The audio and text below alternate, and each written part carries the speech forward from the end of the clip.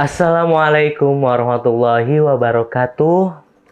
Empom-empom, neng-neng dan tong-tong. Gimana hari ini puasanya? Lancar kan? Semoga puasa kita semuanya lancar. Dan alhamdulillah kita sudah masuk pertengahan bulan puasa. Semoga kita tetap istiqomah.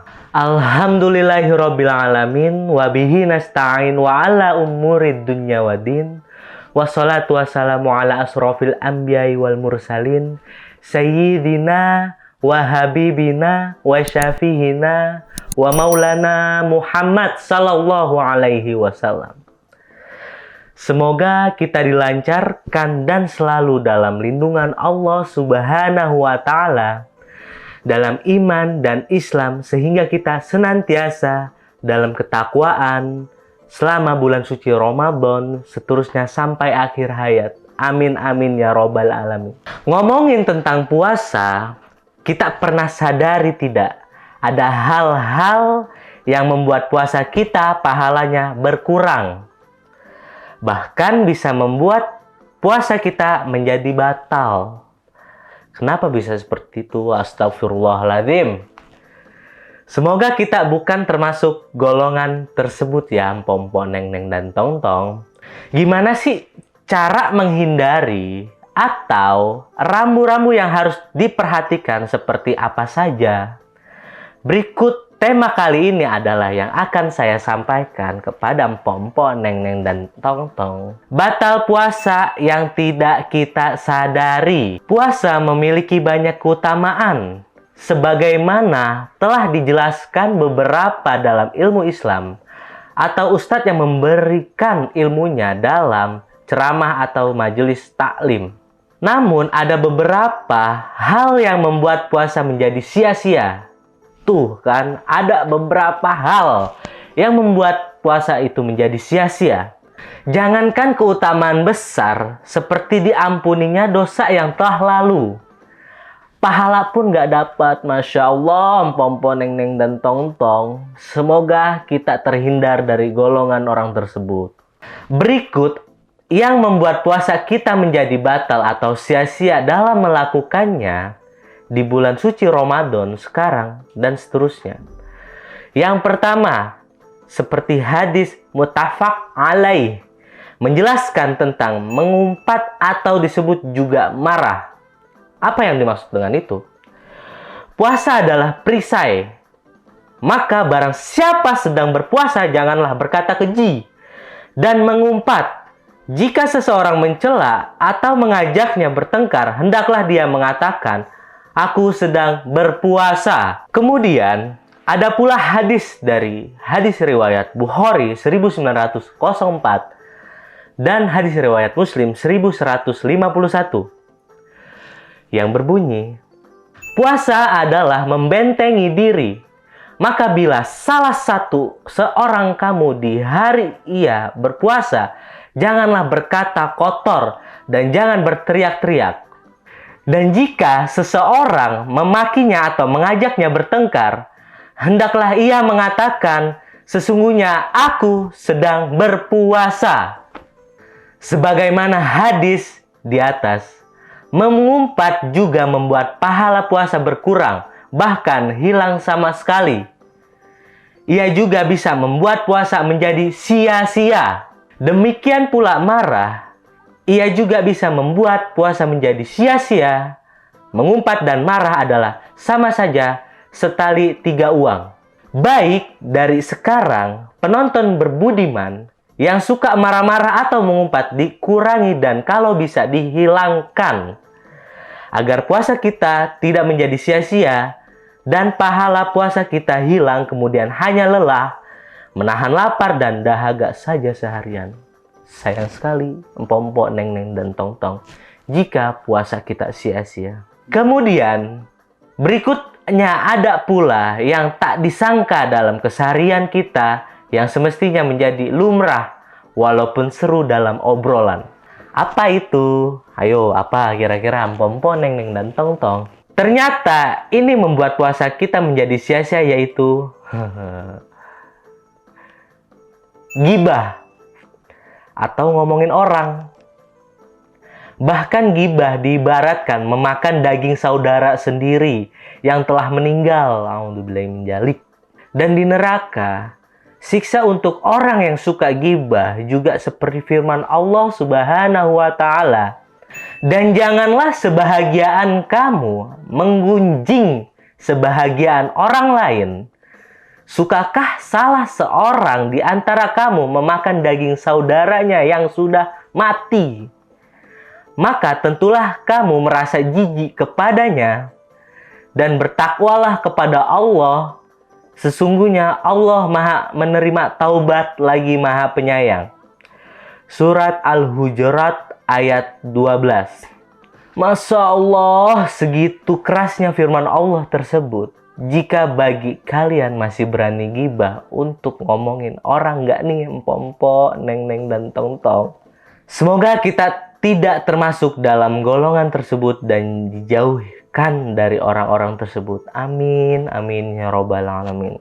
Dan yang terakhir, yang membuat puasa kita menjadi batal atau sia-sia, yaitu kita melakukan dusta atau berbohong secara tegas disebutkan oleh Rasulullah SAW sebagai penyebab puasa sia-sia.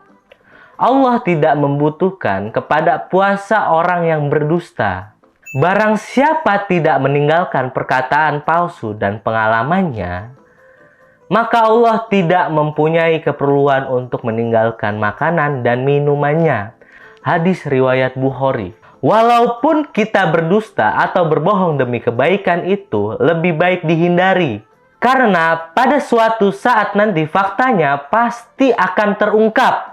Sama saja seperti menyimpan bangkai serapat mungkin akan tercium suatu hari nanti. Baik, berikut 3 batal puasa yang kita tidak sadari dalam keseharian. Semoga kita terhindar dari perbuatan tersebut dan mendapat pahala puasa terbaik dari Allah Subhanahu wa taala. Amin, amin, amin ya robbal alamin. Bila ada yang bertanya, mungkin dipersilakan untuk ibu-ibu, bapak-bapak, emak, dan kriwil. Ustadz, saya mau nanya. Wadon kita kan masak, Pak Ustadz, betak. Tapi karo anu ku dicicipi karo tangan. Batal beli ku Pak Ustadz. Oh, batal kayak kita kan batal. Jare wong remai kita ku batal. Jare wong wadon ora, malam nyolot-nyolot ning kita.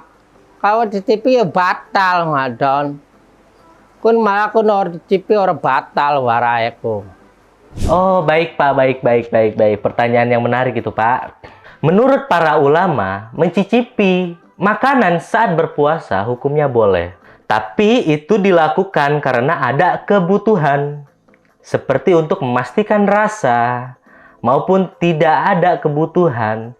Hanya saja, jika mencicipi makanan dilakukan tanpa adanya kebutuhan tertentu, meskipun boleh dan tidak membatalkan puasa, baik hendaknya segera diludahkan agar tidak tertelan sampai tenggorokan. Itu bisa dipahami Pak. Terus ada lagi di antara dalil yang menunjukkan hal ini adalah perkataan Ibnu Abbas radhiyallahu anhu, tidak mengapa mencicipi cuka atau lainnya selama tidak masuk ke kerongkongan. Hadis riwayat Bukhari secara mu'alaq. Nah, mungkin itu Pak jawabannya, bisa dipahamin kan Pak? Mungkin ada lagi yang ingin bertanya? Ibu-ibu, bapak-bapak? Pak Ustadz, saya mau nanya dong. Saya kan sering ngumpul bareng ibu-ibu. Di saat saya ngumpul bareng ibu-ibu, itu ibu-ibu pada ngomongin orang. Nah, itu terdengar di telinga saya. Itu mengurangi puasa saya atau tidak Pak Ustadz? Yang saya sudah sampaikan, itu sama halnya gibah.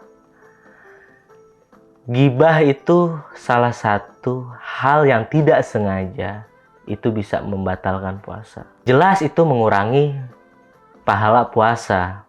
Dan bisa kita tidak mendapatkan pahala puasa di hari itu dikarenakan kita termasuk golongan orang penggibah. Itu ya Allah, naudzubillahi min dzalik.